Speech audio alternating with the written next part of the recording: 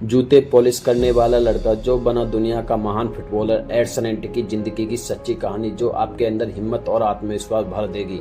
Edson जिसे प्यार से सब डिगो कहते थे, वो ब्राजील की एक बस्ती में अपने परिवार के साथ रहता था। बेहद गरीब की वजह से उसे अक्सर मेहनत मजदूरी करनी पड़ती थी ताकि किसी तरह घर का गुजारा चल सके।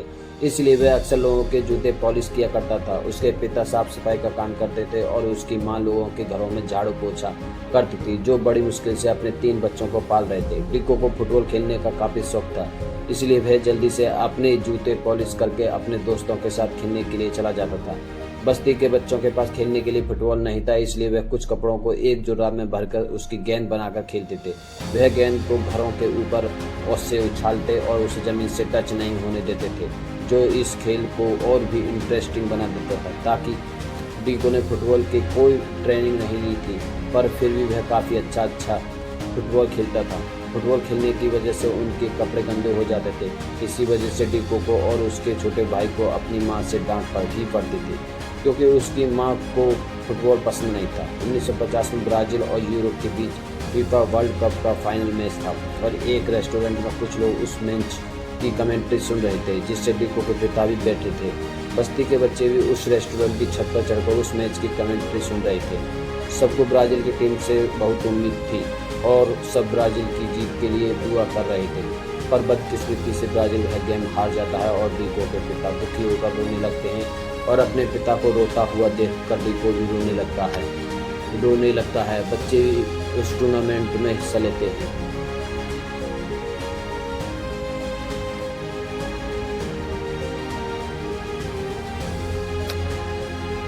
अपने पिता को रोता हुआ देखकर डिको भी रोने लगता है। फिर वह उनसे कहता है, बाबा, मैं वादा करता हूँ कि एक दिन मैं ब्राजील के लिए वर्ल्ड कप जरूर जीतूंगा। पर उसके पिता उसे अपनी माँ की बात सुनने के लिए कहते हैं और अपनी पढ़ाई पर ध्यान देने के लिए कहते हैं। अगले दिन डिको की माँ उसे अपने साथ एक बंगले की साफ सफाई करने के लिए ले जाती हैं। वह उससे बताती हैं कि डिको के पिता बहुत अच्छे फुटबॉलर थे, लेकिन चोट लगने की वजह से उनका साथ हमारा करियर बर्बाद हो गया। किसी ने फाइनेंशियली एक्सप्रेस से चढ़ाने लगते हैं और की वजह से उनका साथ हमारा करियर बर्बाद हो गया। इसी वजह से फाइनेंशियल प्रॉब्लम खड़ी हो गई और फिर वह लोग उसे चढ़ाने लगते हैं और फ्लोर पर पानी भी गिरा देते हैं ताकि डिको की माँ वहाँ आ जाती है और उसे कुछ भी पता नहीं था। इसके बावजूद डिको की तरफ से उनसे माफ़ी मांगती है और वह लड़के अपने घमंड में वहाँ से चले जाते हैं। वापस जाने से पहले डिको वह पेनफ्लेट उठा लेता है जिसमें टूर्नामेंट की खबर थी। फिर बस्ती के बच्चे भी उस टूर्नामेंट में हिस्सा लेते हैं और वह एक बेडशीट का कपड़ा फाड़कर खुद के लिए टी शर्ट तो बना लेते हैं, लेकिन उनके पास जूते नहीं थे। जूते ना होने की वजह से बंगले वाले किसन टीम के बच्चे उनकी टीम को सुलेश वंश बुलाकर उनका मजाक उड़ाते हैं, जिससे वह बच्चे शर्मिंदा हो जाते हैं। तो अपने लिए जूते का इंतजाम करने के लिए वह मूंगफली के बोरियों को चुरा कर भाग जाते हैं और बाजार में बेचने लगते हैं, जिससे वह शर्मिंदा हो जाते हैं। तो अपने लिए जूतों का इंतजाम करने के लिए वह मूंगफली की बोरियां चुरा कर भाग जाते हैं और बाजार में उसे बेचने लगते हैं। लेकिन किंगसम टीम के घमंडी बच्चे बाजार में उनका मजाक उड़ाने लगते हैं और वो डिको को पहले नाम से भी चिढ़ाते थे। तो गुस्से में डिको उसे थप्पड़ मार देता है और उनसे झगड़ा शुरू हो जाता है। डिको की माँ को लगता है कि स्कूल के टीचर ने उसे बुरी तरह पीटा और वह उसके स्कूल जाने लगती है, लेकिन डिको के पिता को सब पता था और वह कहते हैं कि वह कल खुद उस टीचर से मिलेंगे। बाद में वो डिको से कहते हैं कि झगड़े का कारण तुम्हारी इनसिक्योरिटी नहीं है, तुम्हें अपने हालातों पर शर्मिंदा नहीं होना चाहिए। और एक अच्छे खिलाड़ी अपने प्रतिद्वंदी को अपनी परफॉर्मेंस से जवाब देता है, ना कि लड़ाई झगड़ों से। डिको को यह जानकर बहुत खुश था कि उसके पिता उसके साथ थे। फिर फाइनल मैच का दिन आ जाता है और वह मैच किंग्स और सुलेश वंश के बीच में था। फाइनल मैच में सेंटोस क्लब की ओर से ब्राजील के फुटबॉल लेजेंड वाल्डेमार दे ब्रेतो भी मौजूद थे, जो अच्छे खिलाड़ियों को सिलेक्ट करने वाले थे। किंगस्टन टीम के घमंडी बच्चों ने सुरेश वंश के कैप्टन डिको का नाम पहले लिखवा दिया था, और जब उसका नाम अनाउंस होता है तब डिको को गुस्सा आने लगता है। डिको के दोस्त अपने लिए कुछ पुराने जूते तो ले आते थे, लेकिन वो उनके साइज के नहीं थे। फिर भी वो उन्हें पहन लेते हैं, मगर उनकी स्पीड कम हो जाती है, जिसका फ़ायदा उठाकर दूसरी टीम गोल करके स्कोर 60 पर ले जाती है। वो डिको को पहले नाम से चिढ़ाते हैं और डिको झगड़ने लगता है, लेकिन तभी वह अपने पिता की ओर देखकर रुक जाता है। फिर वह अपने जूते उतार कर फेंक देता है और पूरे फोकस के साथ वैसे ही खेलने लगता है जैसे वह अपनी बस्ती में खेला करता था। जिसके स्केच बहुत इम्प्रेसिव थे, क्योंकि दूसरी टीम का कोई भी खिलाड़ी रोक नहीं पा रहा था, और डिको आगे बढ़ता हुआ अपने पहला गोल कर देता है। फिर बाकी बच्चे पे अपने जूते उतार कर खेलने लगते हैं। वह बच्चे गेम को पूरी तरह से पलट देते हैं और दूसरी टीम पछाड़ते हुए गोल पर गोल करने लगते हैं। स्कोर 65 पर पहुंच चुकी थी, लेकिन टाइम ख़त्म होने की वजह से डिको की टीम हार जाती है। मगर सारी ऑडियंस सुरेश वंश के परफॉर्मेंस को बहुत अच्छी लगी थी और डिको के सम्मान में सारा मैदान पेले नाम से गूंज रहा था। अब सब लोग उसे पेले नाम से जानने लगे थे। किंगस्टन की टीम ने तो सिर्फ मैच जीता था, मगर डिको सबके दिल जीत चुका था, और वाल्डेमार के ब्रेतो डिको की परफॉर्मेंस से इंस्पायर होकर उसके पिता का अपने काट देते हैं। मैच खत्म होने के बाद मूंगफली के गोदाम में काम करने वाले कुछ लोग वहां आ जाते हैं, जो चोरी का बदला लेने के लिए डिको को उसके दोस्तों के पीछे करने लगते हैं। उनसे बचने के लिए डिको अपने दोस्त के साथ जंगल में चला जाता है, लेकिन गिरने की वजह से एक बच्चे को चोट लग जाती है, जिसके डिको एक गड्ढे में छुपा देता है। पर तेज बारिश की वजह से ज़मीन धंस जाती है और डिको अपने दोस्त को बचाने की काफ़ी कोशिश करता है, लेकिन वह बच्चा मिट्टी से दबने की वजह से मर जाता है। अपने दोस्त की मौत के बाद डिको बहुत दुखी था। वो खुद को उसकी मौत का जिम्मेदार मानता था और जो अपनी माँ को सारी बात बता देता है। उसकी माँ जानती थी कि यह सिर्फ एक एक्सीडेंट था, उसने ऐसा जानबूझकर नहीं किया, पर वह काफ़ी दुखी था।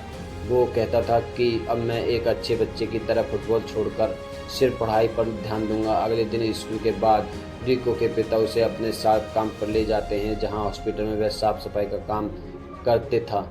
उनका काम काफ़ी सख्त था, लेकिन उसके पिता बहुत मेहनती थे, जो पूरे धैर्य के साथ अपने काम को ख़त्म करते थे। अपना काम ख़त्म करने के बाद वो डिको को बताते थे कि कैसे वह बचपन में एक आम को फुटबॉलर बनाकर खेलते थे, और वह उसे कुछ स्किल भी सिखाते हैं।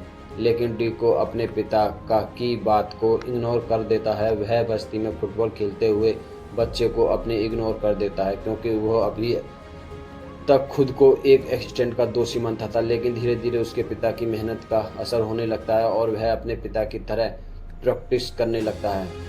फिर ऐसे ही कुछ साल बीत जाते हैं और डिको 15 साल का हो चुका था। उसके पिता उसे बहुत सारी नई टेक्निक सिखाते, जिसे डिको बड़ी लगन से सीखता था। एक दिन उसकी माँ उसे अपने पिता के साथ प्रैक्टिस करते हुए देख लेती है, और वो डिको को स्किल देखकर समझ चुकी थी कि फुटबॉल डिको की मंजिल है, और वह फुटबॉल स्काउट वाल्डेमार डे ब्रेतो को वहाँ बुलाती है। जब डिको घबरा वापस आता है तो वाल्डेमार वहाँ पहुँच चुके थे। वो उसे सेंटोस एकेडमी में शामिल करना चाहते थे। यह बात सुनकर डिको बहुत खुश हो जाता है और अपनी माँ के गले लग जाता है। डिको वाल्डेमार के साथ सेंटोस चला जाता है और अपनी ट्रेनिंग शुरू करता है। डिको को कोच उसे फुटबॉल की ट्रेडिशनल टेक्निक सीखने के लिए कहा करते थे, क्योंकि उसे डिको का तरीका पसंद नहीं था। वो कहता था कि तुम बंदरों की तरह खेल रहे हो, और कोच उसे 1950 का फाइनल मैच भी दिखाते हैं, जिसकी ब्राज़ील की टीम ने ट्रेडिशनल तरीके के इस्तेमाल नहीं किए थे, जिस वजह से वो वर्ल्ड कप हार गए थे। लेकिन अपने पुराने तरीकों को भूलकर ट्रेडिशनल तरीके से खेलना डिको के लिए आसान नहीं होने वाला था। वो देर रात तक अपनी प्रैक्टिस करता था, लेकिन ट्रेडिशनल स्टाइल में उसकी गेम किसी नौसिखिए की तरह लग रही थी। जो बाल्डमेर भी नोटिस करते थे, क्योंकि डीको प्रैक्टिस मैच में एक भी गोल नहीं कर पा रहा था। उसका आत्मविश्वास टूट चुका था और इसी चिंता में वह रात रोता रहता था। फिर एक रात वह अपने सामान बांधकर रेलवे स्टेशन जा रहा था। तब वाल्डेमार उसे देख लेते हैं और वाल्डेमार उससे घर वापस जाने का कारण पूछते हैं। डीको कहता है कि कोच को मेरा फुटबॉल खेलने का तरीका पसंद नहीं है।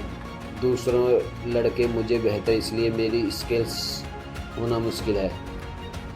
अगर मैंने पढ़ाई भी नहीं की तो मुझे भी टॉयलेट साफ करने पड़ेंगे। वाल्डेमार कहते हैं कि तुम्हारा फुटबॉल खेलने का तरीका को जिंगा स्टाइल कहते हैं, जिसका इस्तेमाल गुलामी के दौर में आज़ादी की लड़ाई लड़ने के लिए किया गया था, जिसकी वजह से आज़ादी हासिल करने में बहुत मदद मिली। लेकिन 1950 के वर्ल्ड कप में हार का कारण जिंगा स्टाइल को माना गया। तब से ये कोई भी जिंगा स्टाइल में खेलना पसंद नहीं करता। वाल्डेमार को इस बात का दुख भी था, क्योंकि जिंगा पूर्वजों की विरासत थी और ब्राज़ील के लोग उसे भूलते जा रहे थे। फिर वह कहते हैं कि तुम्हारा जिंगा स्टाइल बहुत मजबूत है, तुम